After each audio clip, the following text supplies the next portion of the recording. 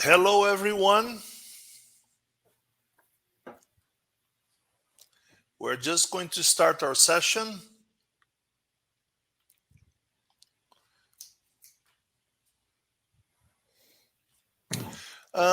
It's my pleasure to introduce our speakers for our Hoshin Kanri session.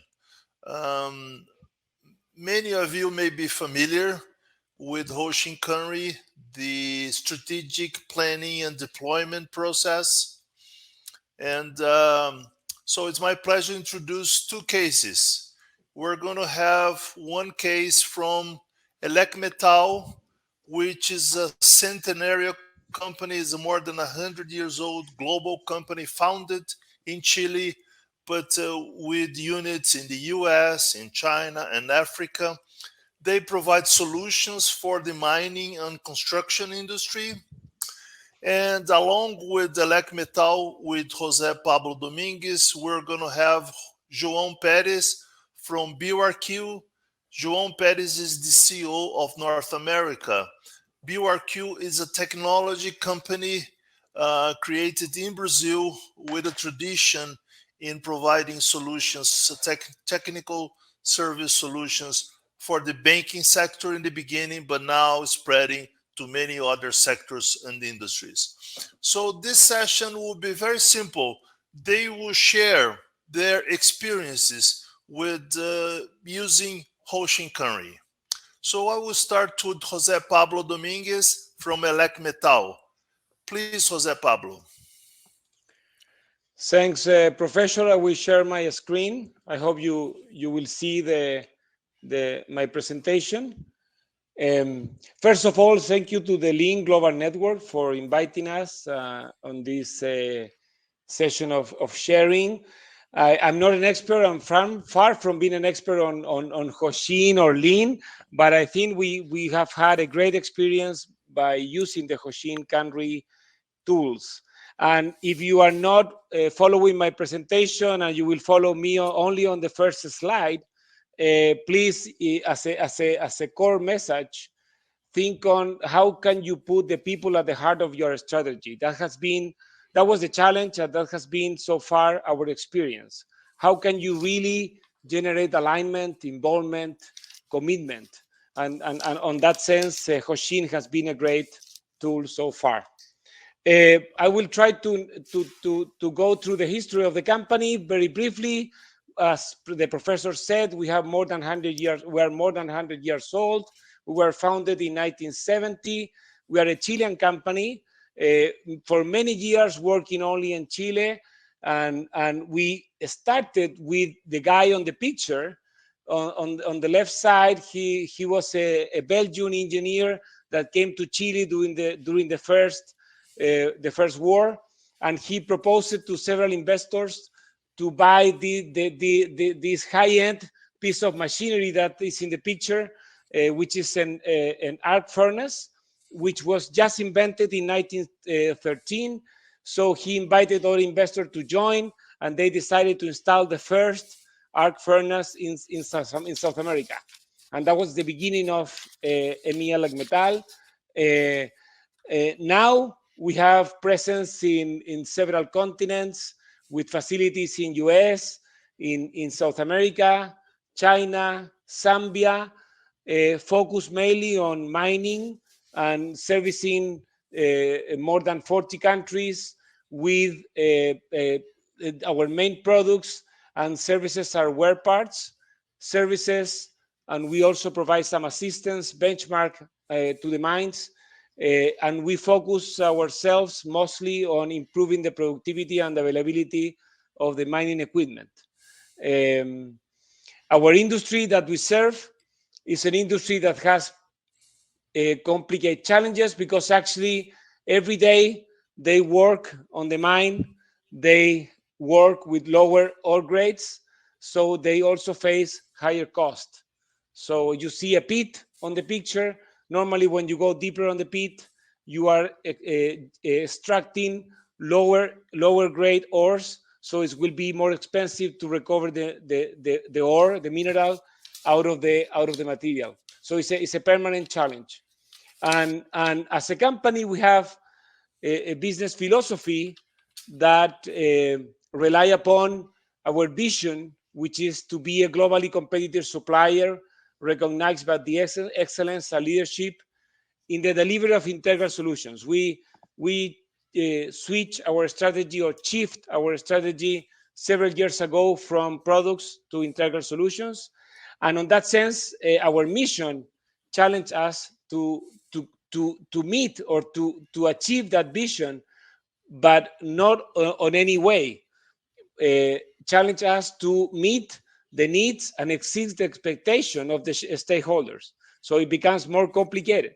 And along with that, also challenge us to be in line with the values of the company that you can summarize on the respect for the dignity of the people. Even though we do have a lot of machinery, several facilities, nice equipments and everything, the best that we have is our people. So our challenge as a team was how to face our vision, how to work our vision of the future, how to make our vision a reality, working as a team in line with our business philosophy and values. And we have been working on this for several years with my team, and the idea was to have to kind of put together the puzzle. That means the to have a management team, which is already a challenge. How you put together a team with the people that will coordinate, work, and generate trust and commitment together. Then how you have a clear strategy to work on that strategy, and finally, hopefully, you are in a competitive industry with an environment that give you opportunities to go to pursue. So in that sense, we were able to put together a team. We were able to have a strategy in place, and also in the servicing an industry like the mining industry, which has had significant opportunities, which has opened significant opportunities. So then the challenge was how to put this puzzle together, how to really kind of combine everything, and in this case, how to work in management models. So this has been a search for several years, and we call it in a very creative way, Elecmetal way, and this is a work in progress. And interestingly, Hoshin has been an interesting finding for us as a company to kind of help us to put everything together.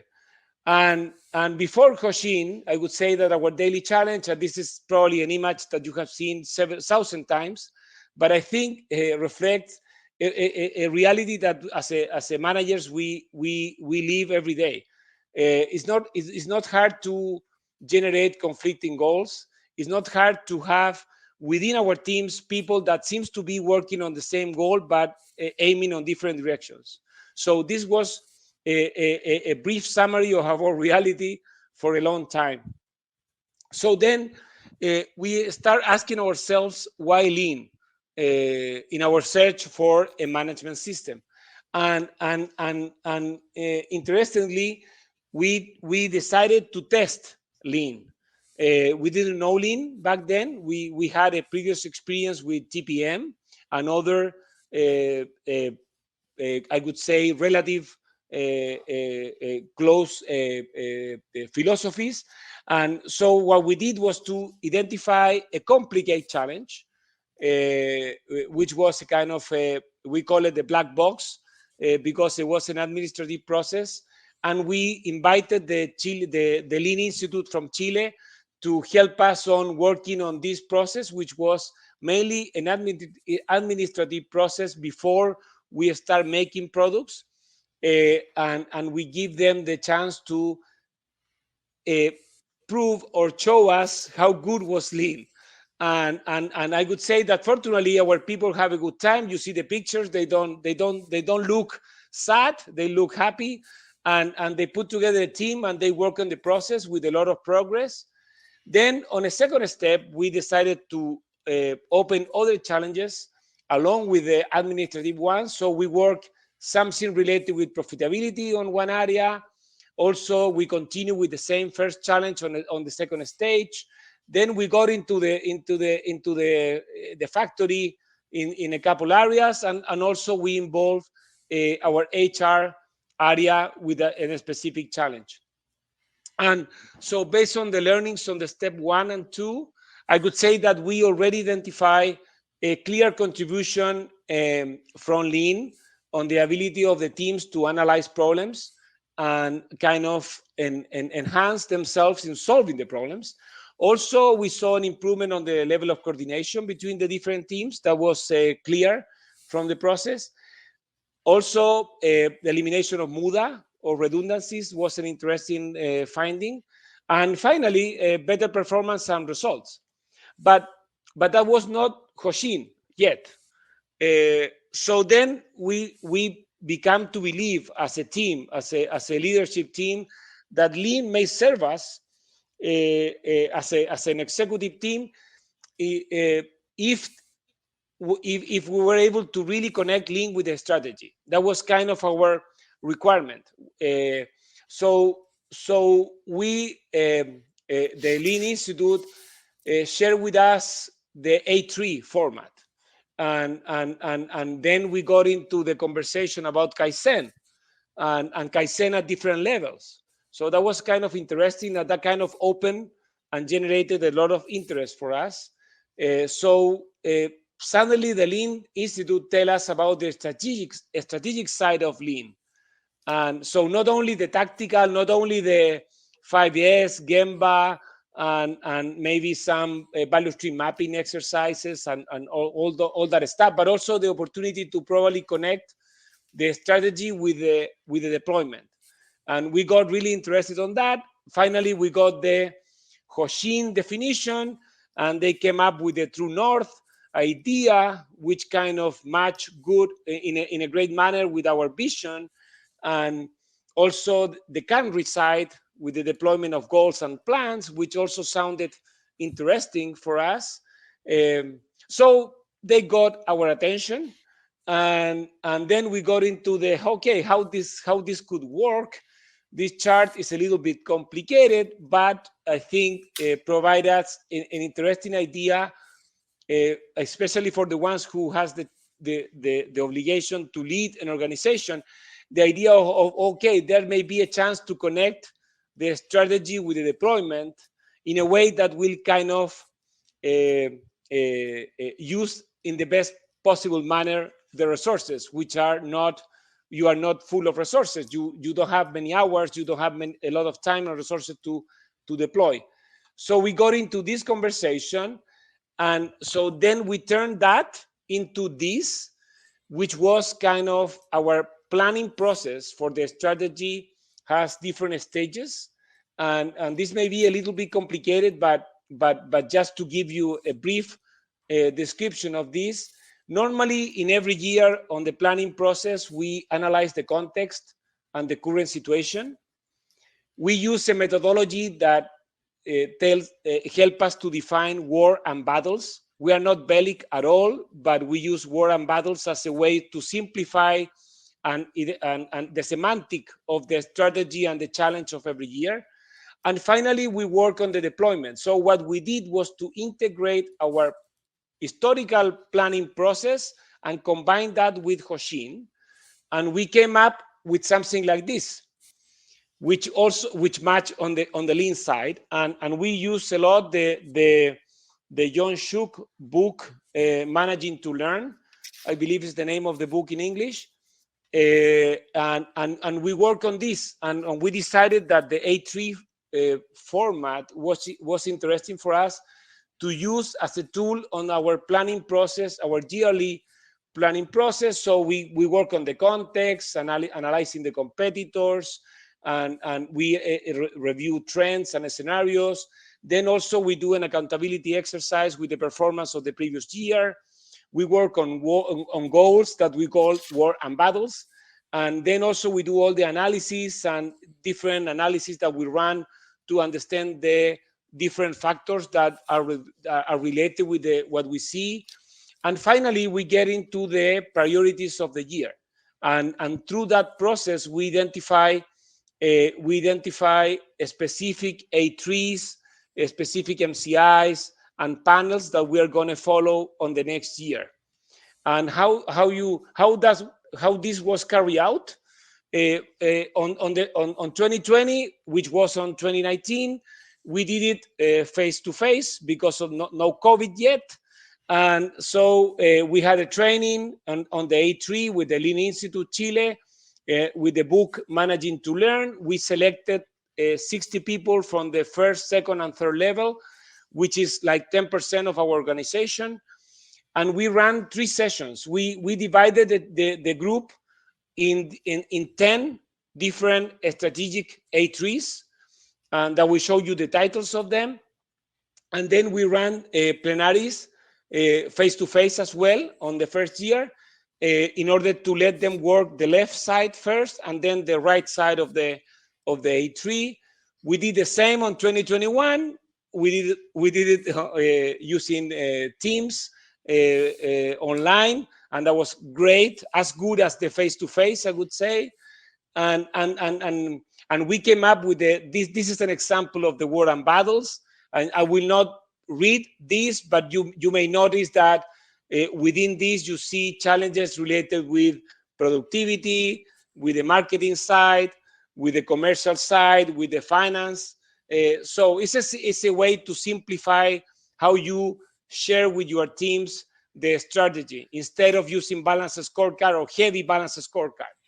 So then we came up, and this is an example of the 2021 A3s that we identify: zero harm, lead times, cost saving, market share, growth. So we separated all the 60 people on teams, and we invite them to join a team and work on that team for the whole year.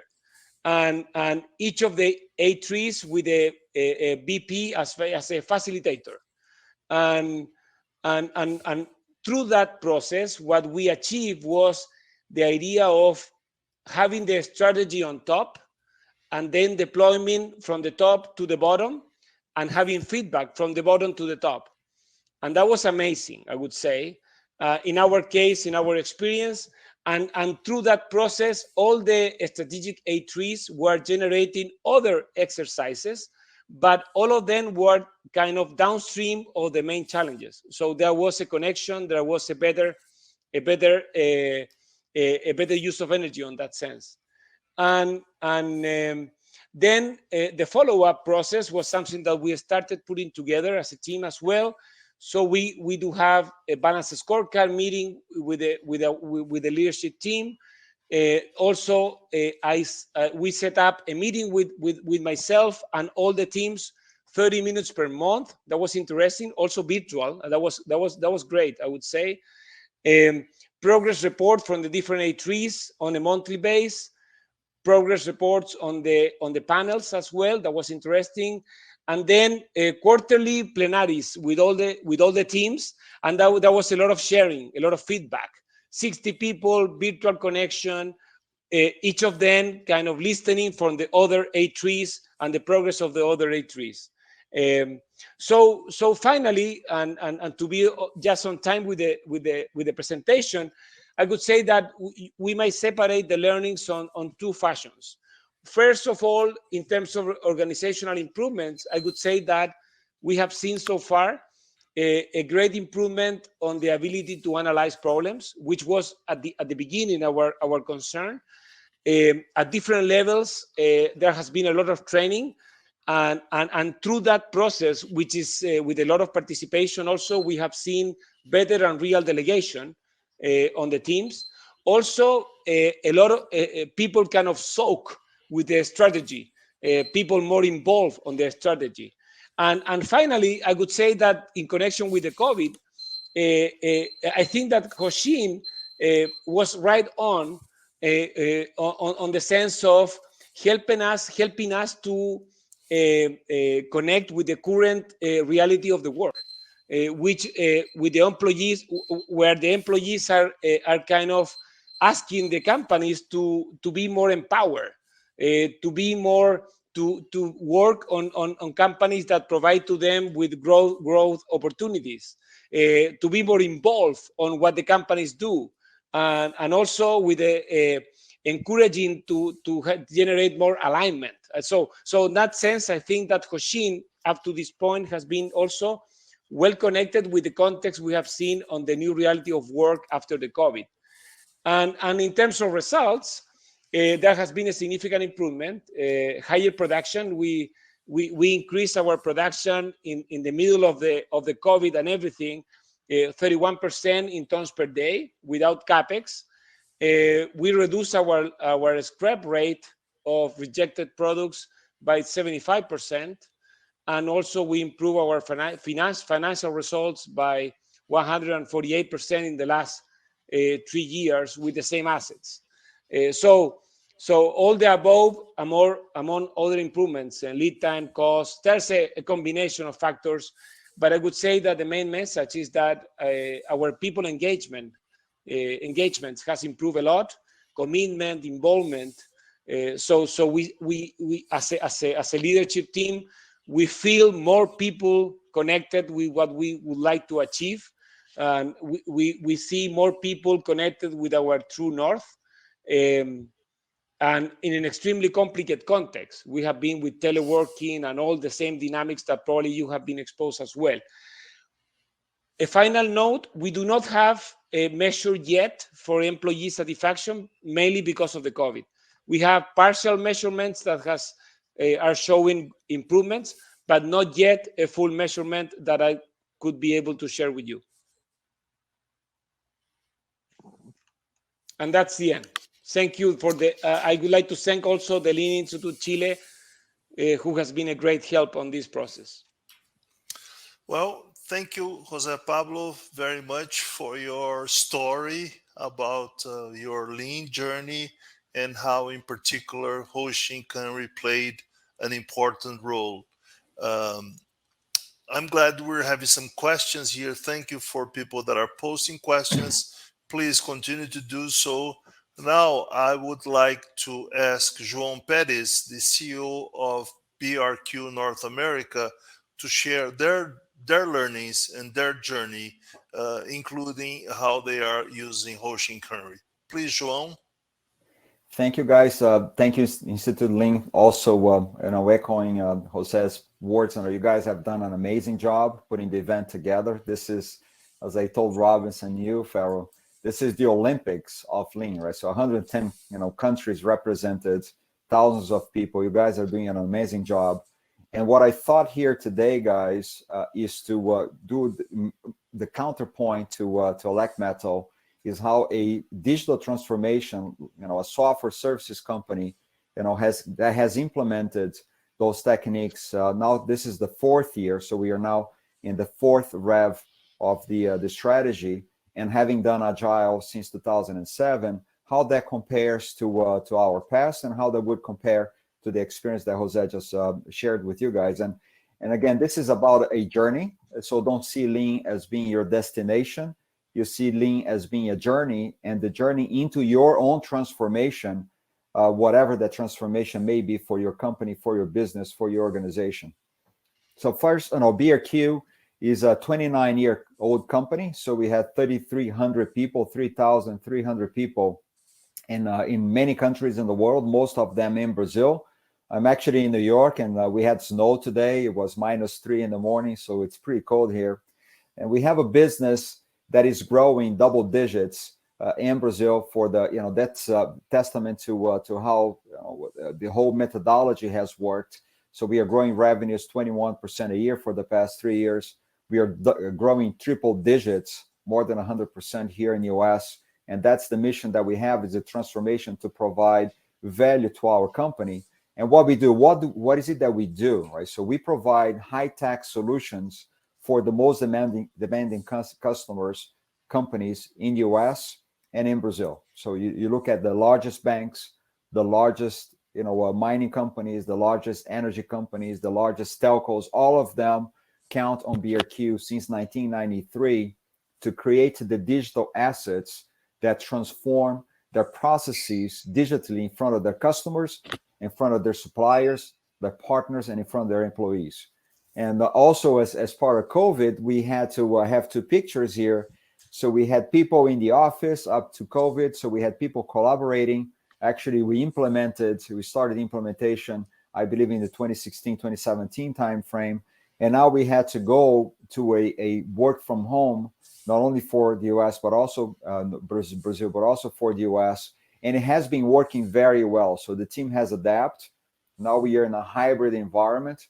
And it's amazing how the methodology and how the whole alignment of everyone in the company works extremely well, even when you're working from your home office or from a remote base, if you can't be in your customer. We have 3,300 people, as I mentioned, in 273 different cities in Brazil, in Europe, and in the US. So it's a very dispersed team. So it's very important to unify our teams around the strategy. We are gearing up, so we are getting ready to hire over 200 people every month. So it's a very important impact to the culture and to the growth of the business. And as I mentioned, we have stellar growth after we implemented Lean, CAGR, compounded, growth rates of over 20% over the past few years, and in profits over 50%. And our numbers are public, so we are listed on B3. We don't trade on B3, but our numbers are public. We have been growing profits over 50% every year. So those are numbers that are very different from the numbers before we had Lean. And we have a culture that is very important to us. It's a very inclusive, very diverse, a very positive culture. We call that the BRQ way. That the whole process of Hoshin Kanri and all the whole Lean processes that we put on top of Agile are working extremely well. And from the point that Jose just mentioned in terms of measuring that, we do measure that. If you look at our Glassdoor is the best compared to our competitors and comparables in Brazil. We are 4.5 with almost 100% recommendation for the company and approval of the CEO. Here in the US is even better. We have a 4.9 on Glassdoor. The Great Place to Work, we have 88, and we grew 13 points since we implemented Lean. So we associate a lot of that to how we are engaging our employees and how we are focusing on engaging people at all levels, not only at the management and the execs, but all the levels of the employees that we have in the company. So what is BRQ doing? What is our true north for 2022? So this is the fourth revolution of our E3. So we want to be digital in all senses possible. Now that we proved to the world that we can actually work from anywhere in the world, we want to be the evolution with our customers. We want to help our customers transform their businesses, and we want people to have that passion, to be passionate for their customers, for their solutions, and we are calling that being BRQ, right? So having that BRQ way, and again, transforming them in their transformation, their digital business transformation. And we want people to be energized. We want people to be creative. We want people to be free to say, to do whatever they want, to be a very diverse, inclusive company based on technology and methodologies that will enable us to do that. So why we chose Lean? So a little bit of history. We chose Lean because, as Pharaoh mentioned, I think we were in the pre-recording here. BRQ was founded by Benjamin, our founder, in 1993, and he was he worked for IBM together with me back in a few years ago, before you guys were born. And we were trained in command and control. And he actually went to Harvard, got trained in command and control, had a company that grew from Benjamin himself to 3,000 people. So an amazing progress over the years. But he felt that something needed to, after we implemented Agile back in the 2007 timeframe, that we needed a more modern way of managing people to be inclusive and to actually be more effective in implementing change and listening to everyone. So we are here from command control going to autonomy and empowerment, and we kind of play with Harvard that the command and control was dead years before it was declared dead, and we wanted to go to a problem-solving culture. So if you guys are listening to this is I've been in the industry for 33 years. Most companies say they implement Lean or Six Sigma or their version of Lean, but they actually don't focus on empowerment and problem solving. Most companies focus on results, on KPIs, on short-term indicators, but the real problem solving, asking why 5 times and getting to the root cause and helping our teams to be successful is something that wasn't present. So we wanted to do that with Lean. We wanted everyone in the company to be an actor in being the protagonist in this change. So we wanted people to be a co-creator of the strategy. And we truly made the organization flat. So we have only 4 levels, 4 layers of management between our CEO and our employees. And Benjamin himself, he has like, I think 12 or 14 VPs working for him. So we have a very flattened organization. We go to the Gemba, we listen to everyone. And, I'm the CEO for the US operation, for the North America operation. Benjamin is the CEO, the global CEO. We are with the, in the trenches with our employees multiple times a day, and always asking the question, how can we help you? How can we help you move forward the strategy that we plan together? Now, the next point is, why do we do this, right? So we did this to better understand how we create value to our customers, right? So one of the things that we sometimes lose in large companies is what actually we do that creates value to our customers. And let's do that very well, right? So value creation for the company is always great. We are generating more revenue. We are getting a product that has higher margins, but how do we create value and how do we focus everyone in the company?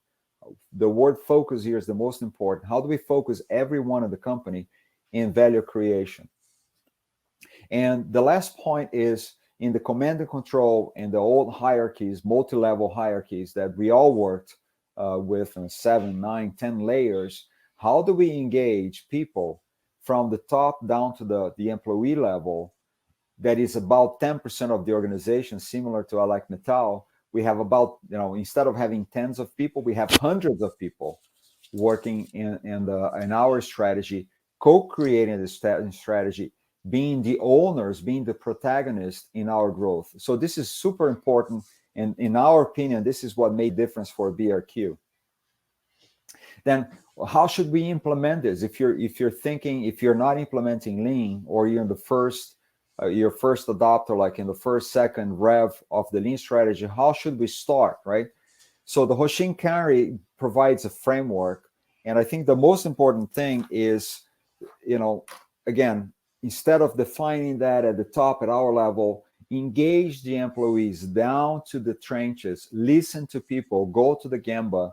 And when you're creating your A3s, go try to find the 1, 2, 3, 4 things that you really have to do well for the company to succeed, right? So those questions, they seem simple at the beginning when we talk about them, but when we go talk to hundreds of people or thousands of employees, we are going to find a very rich feedback, and you might be surprised with how we change the direction of the company in order to actually accommodate different views that we didn't have before.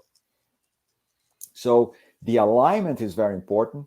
So one of the things that we saw all the time in companies is we have a strategy at the top. That strategy is not well articulated to all the employees. And then we have organizations and divisions, or maybe even departments, going different directions. So how do we organize those vectors here so they're all going towards the same goal? So in our case, this is the 2021. We already have the 2022 being worked, but in 2021 we defined 4. So only 4. So it's probably should be less, but it's 4 areas that we had to do right in order to tackle the business for 2021, the strategy, and continue to deliver not only in 2021 but the following year. So we had to get our core business in shape. I mean, the core business of our customers in shape. So people that were working with the core business of our customers, we need to get the digital side of our customers in shape. All that the digital asset that is dealing with our customers and our customers' employees. The US strategy, my strategy. How do we get US to be larger than Brazil? Being a Brazilian company, we are bigger in Brazil than in the US. So how do we do the change of protagonist. So we get US to be larger, to grow and to drive the company. And how do we focus in our people? Our business is our people, and we wanted to actually get that centered. And we decided as an executive team to divide the teams in those 4 strategies as we got the information from our team. This year we're going to have 3, so we thought that 4 sometimes dilutes a little bit of focus. So in 2021 we went from 2022 we went from 4 in 21 to 3 in 22, and we continue to do that engagement at the lower levels. It's amazing the energy that we get from the teams. And then we have to, after we define all of those strategies, we have to communicate. It's almost like we have weekly discussions on how we are evolving on the A3, what problems you have, what obstacles we have to remove from all those 4 teams that run in parallel on a weekly, sometimes a daily basis.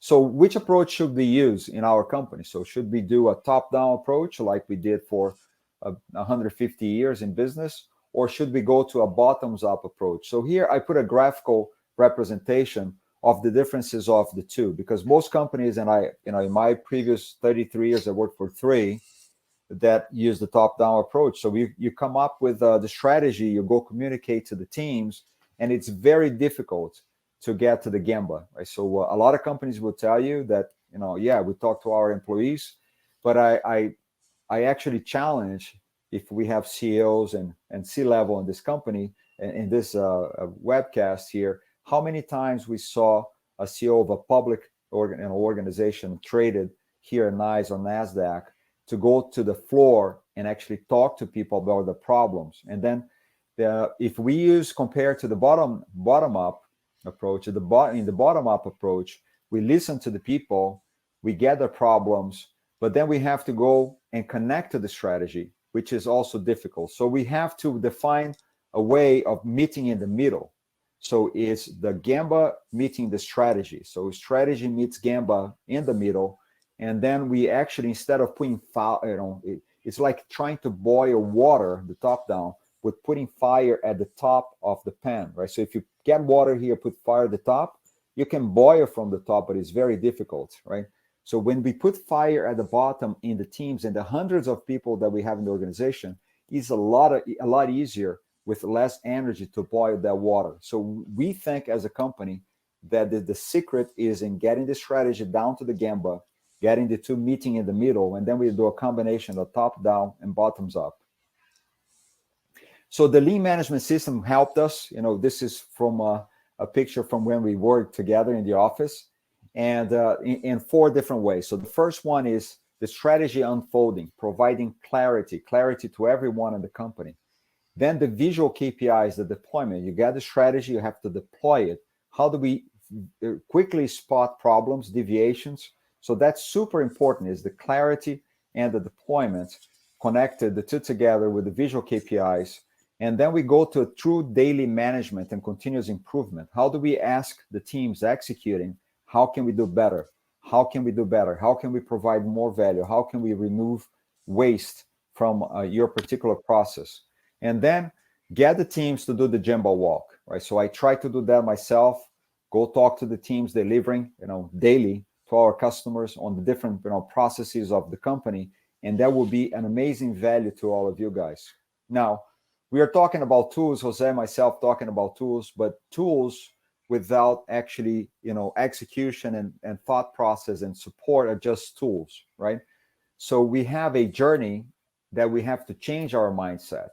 So how do we change our mindset around a few aspects here? One is the leadership has to be assessed. So we have to develop our leaders to be able to support the company that works in this new fashion. So sometimes some people, need training, they need coaching, but sometimes people are just too used to the top down. So we have to assess the organization, assess the managers, assess the leaders in the organization to see if they actually fit the lean mindset.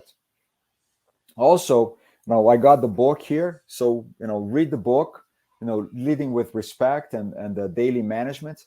Those are amazing books that will help you with examples on how do you actually implement the lean principles in your company And The Leading with Respect is a book that changed my perspective on how we leaders have to be accountable and give space to our people to grow, right? In order to do that, what we did is we inverted the pyramid and we literally work for our employees, right? So we are at the bottom of the organization. And by doing that and by saying that and by telling our customers become the ones that provide to our company, and our employees demand from us their support, right? And the BRQ way is so important to us. We want people to belong to a culture, and it's so important that we make people the protagonists of their own careers and be autonomous. So with that, I'd like to conclude saying that leading management, the lean management is based on respect. So please read the book if you haven't done so. Problem solving, I think, always starts with asking the right questions and listening to the answers, and then asking why and why and why 5 times. Leading with innovation and with value creation. So with that, thank you again for the invitation. It's an honor and a pleasure for being here. Thank you. Well, thank you, João, for this great presentation. And I think we have two very interesting and contrasting cases. One in a manufacturing company with a long history, a long tradition, very successful growth. Oh, thank you, João, for promoting our book, our daily management book. There's going to be, I'm going to advertise, there's going to be a session about this daily management to execute the strategy book that we just launched. And so tomorrow, please come back and join us. We have a lot of questions here, and I don't know how to even start. Everybody is saying congratulations, thank you. But I have a couple questions to Jose Pablo. One was why you didn't start with Hoshin, and the second question is how do you connect Hoshin with the shop floor management? Yeah, I mean, why I didn't start earlier? Because I didn't know Hoshin. We tried different philosophies and practices, but I didn't met Rodrigo from the Chilean Lean Institute before, so I really think it's an issue of time only. And then related how we connect with the floor, maybe I didn't emphasize that well on the presentation, but the idea of Hoshin in our case has been to, obviously we get to the floor, we get to the Gemba, we do have daily management meetings, we do have weekly, monthly, but the benefit that we have with applying Hoshin is that the topics and the KPIs and the specific challenges that reach the floor are better connected with the strategy.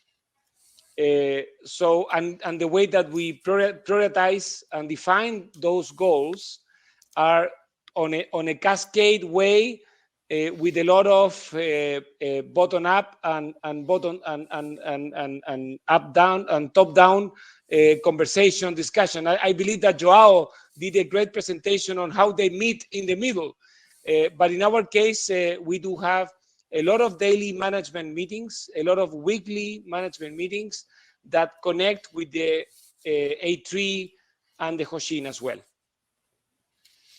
Okay, thank you, Jose Pablo. I have some questions for you. I think they could be good for you, João, to talk about managing KPIs, and in particular, what's the connection between Hoshin and OKR?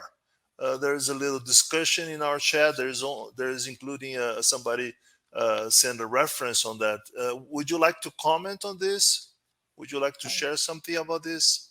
Yeah, so let me talk about how we manage KPIs, and one of the things, Jose Pablo, that we did is we implemented Lean at the top, right? So I think some of the teams here that I see, they try to implement Lean in a division or department.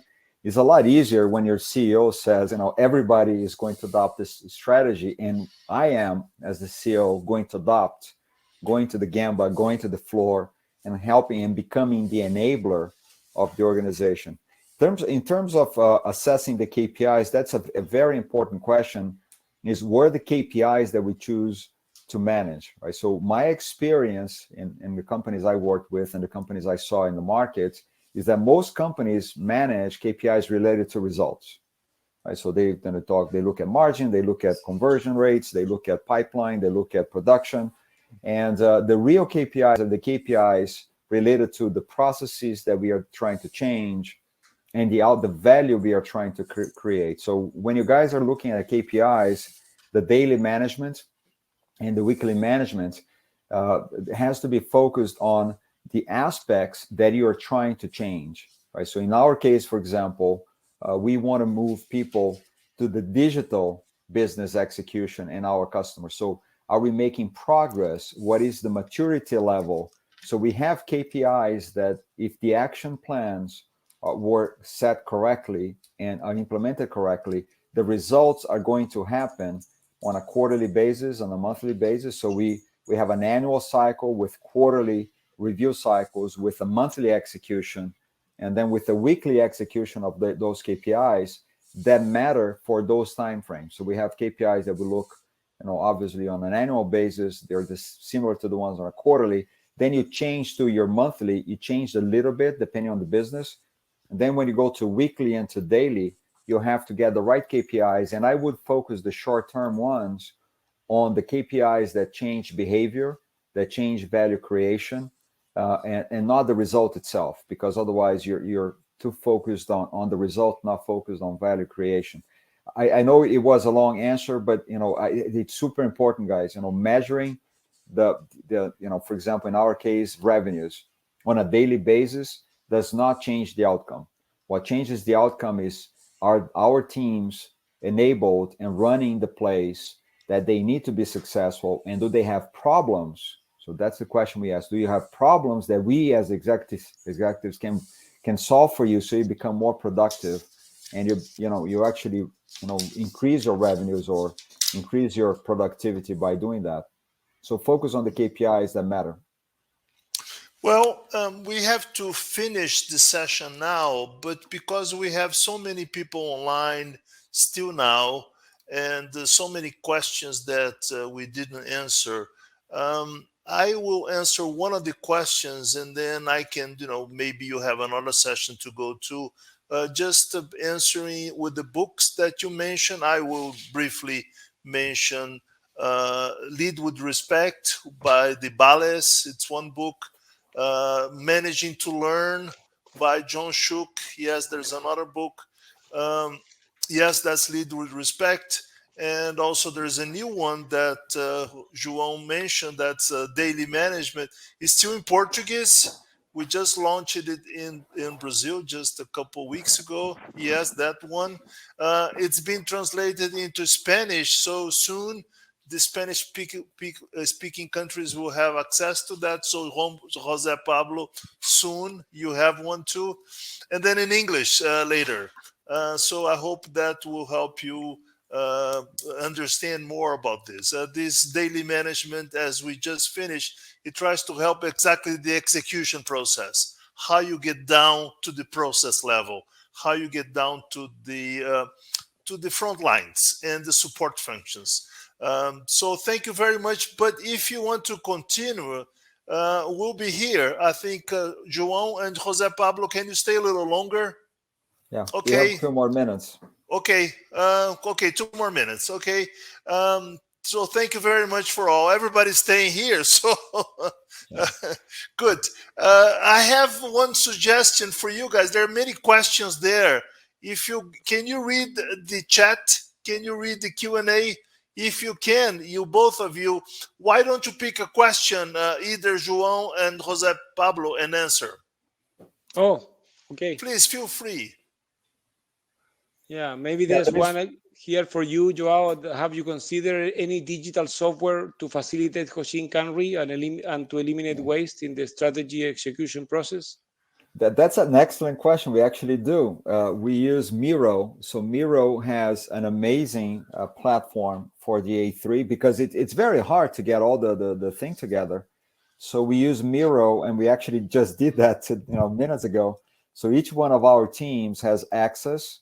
So we start with the post-its that we physically used to put in the office. We actually digitalized all the process of Hoshin with Miro. So we actually have the teams working together with that platform and cooperating.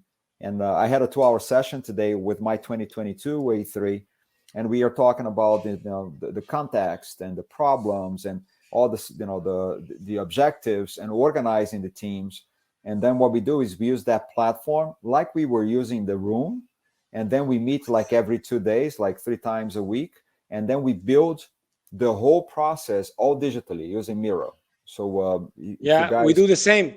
We yeah, do the same. We move from the big blackboards that we were kind of forced to move on the tracks on the back of a truck or a big car.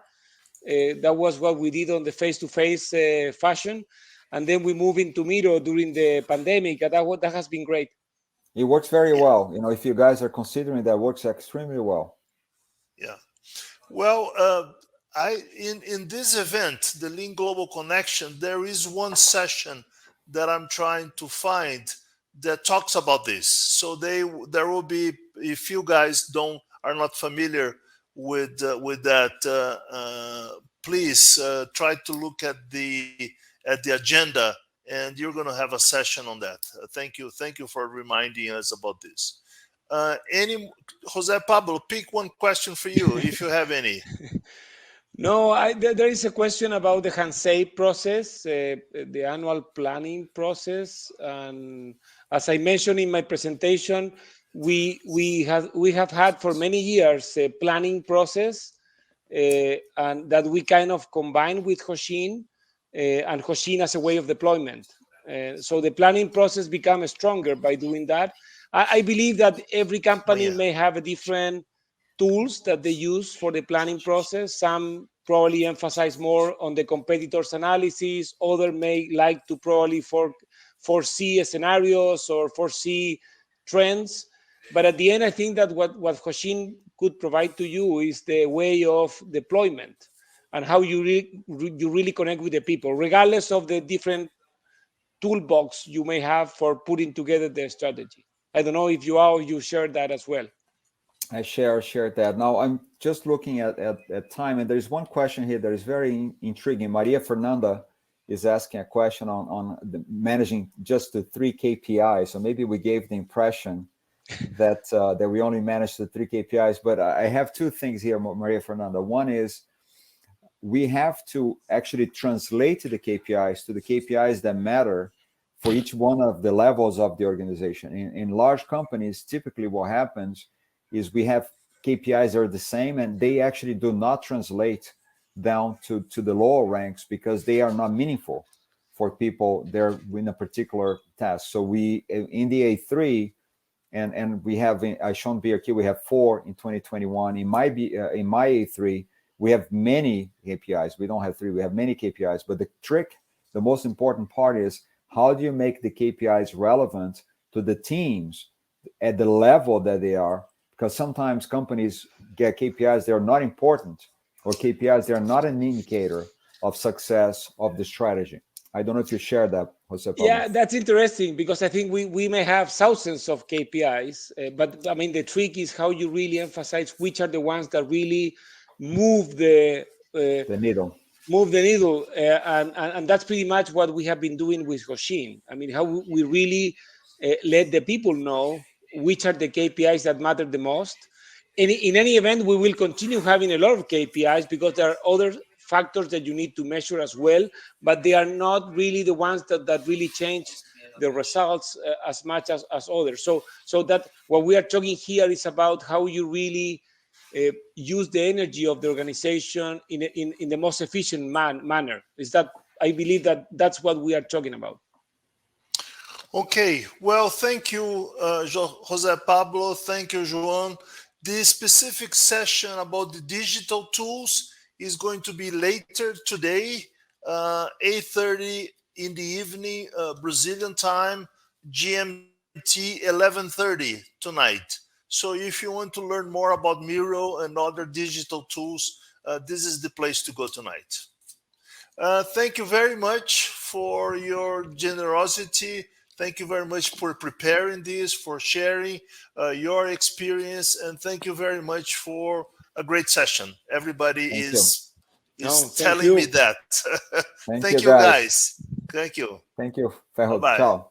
Bye-bye. Bye-bye. Ciao, ciao.